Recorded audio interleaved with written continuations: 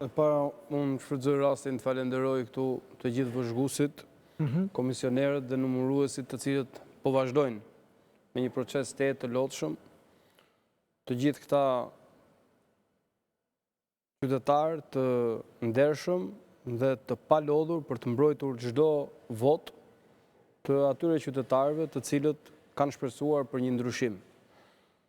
Së dyti, për sa i përket vjedhjes dhe abuzimeve në këto zgjedhje, përpos fakteve, videove, fotografive, është dhe vetë rezultati i zgjedhjeve. Të mendosh që Elbasani ka sot një person mbase më të votuarin në Shqipëri, duke parë një vajzë 29 vjeçare që se njeh askush. Është një provë më vete që ky nuk është një proces zgjedhor. Të mendosh që në qendrat e votimit mund të gjeje pjesëtar apo antar segmente të krimit organizuar, por nuk gjeje dot policinë e shtetit, siç ishte rasti i Vorës, janë gjëra të cilat trondisin çdo shoqëri. Unë mirë kuptoj çdo analizë dhe çdo argument që thotë këtë keni thënë dhe më parë. Ne e kemi thënë dhe më parë dhe e kemi vërtetuar dhe më parë që ata kanë vjedhur zgjedhjet. Problemi i vjedhjeve të zgjedhjeve nuk është një problem që i përket një partie politike, është një problem që i përket shtetit dhe i përket gjithë shoqërisë. Në këtë kontekst është detyrë e opozitës, me qef apo pa qef, të dokumentoj dhe të denoncoj në të gjitha hapësirat e saj, kombëtare dhe ndërkombëtare, abuzimet me zgjedhjet. Kjo do të jetë pa diskutim një qëllim i opozitës, dhe gjithashtu patjetër kjo opozit do të marrë dhe kohën e vet për reflektim se çfarë vet mund të bënte më mirë për të ndaluar këto makabritete zgjedhore. Në këtë kontekst, mendoj që për gjithë ne si shoqëri sot është një dëm shumë i madh që pas 12 viteve në pushtet, një qeveri sapo vjen, gjëja e parë që bën, fillon të shpëtojë të vetët nga burgu.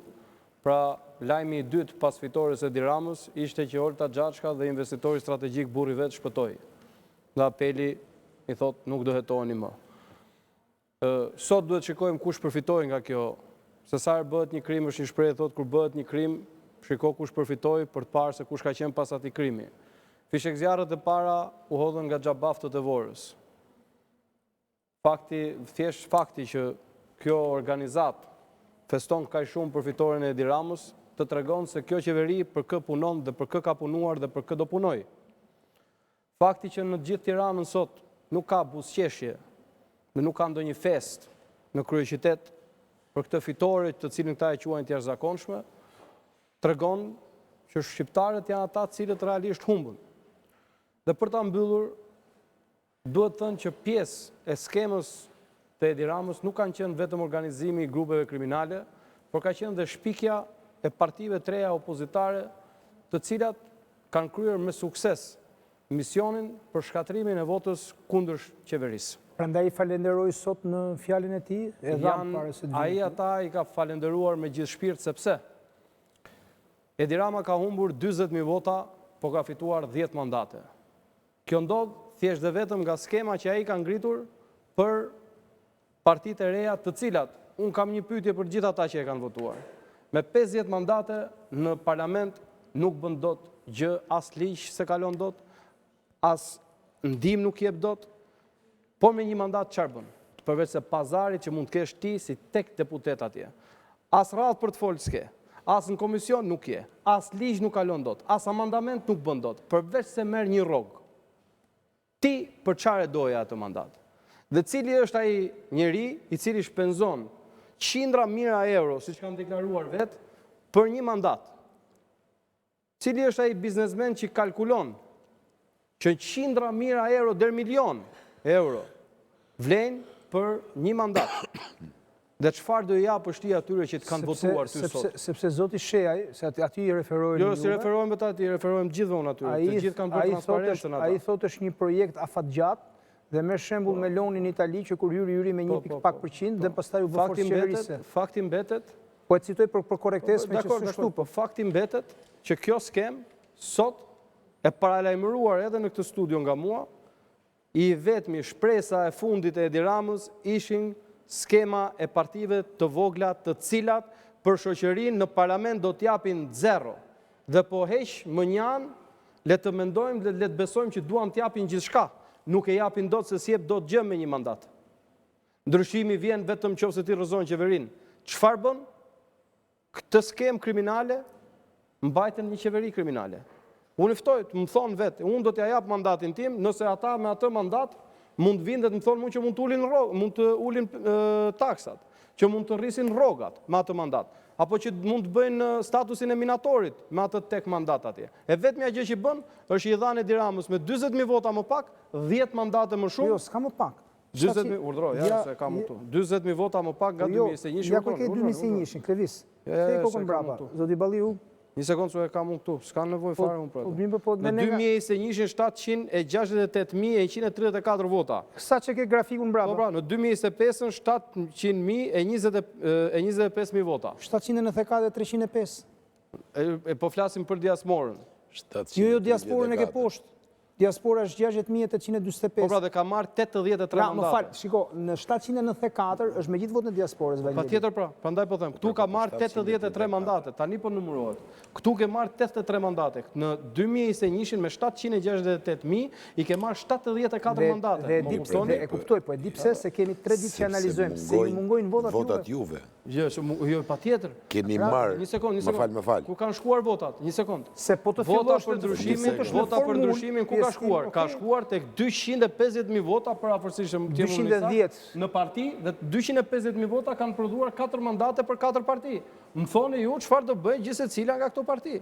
Skema e ngritur nga Edi Rama ishte kjo. Ai di që s'ka ku merr votë. Ju nuk analizuat votën kundër Edi Ramës. Sepse ju kishit 770.000, po jemi shikon diferencë.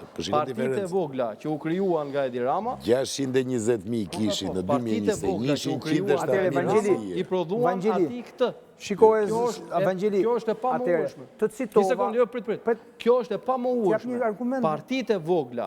Partitë e vogla, të cilat u krijuan nga Edi Rama dhe u mbajtën gjallë nga Edi Rama në studiot e Edi Ramës, kanë prodhuar këtë gjë. Dhe unë thash, i pyes, le të vinë dhe të na tregojnë tani që si ti do e bësh statusin e minatorit me një mandat.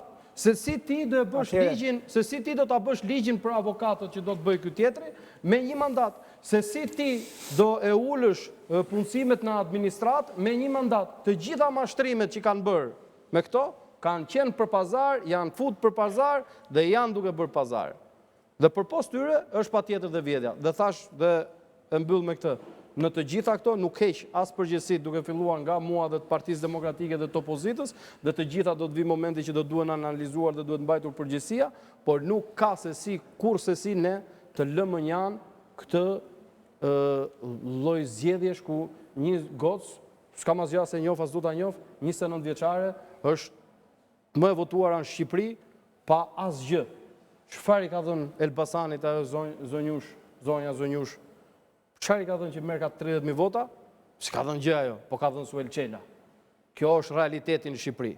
Sot janë gëzuar Suelët, janë gëzuar to që e kanë të Vorës, ta janë gëzuar sot. Unë mendoj që analist, pedagog, artist, qytetar thjesht i vendi, dashamirës të këtij vendi, njerëz që nuk qohen gjes me mendje se kujt do t'i bëjnë presion për t'i vënë gjop këtij biznesi apo atij biznesi, nuk janë gëzuar sot. Atëherë, Lorenz, 513.642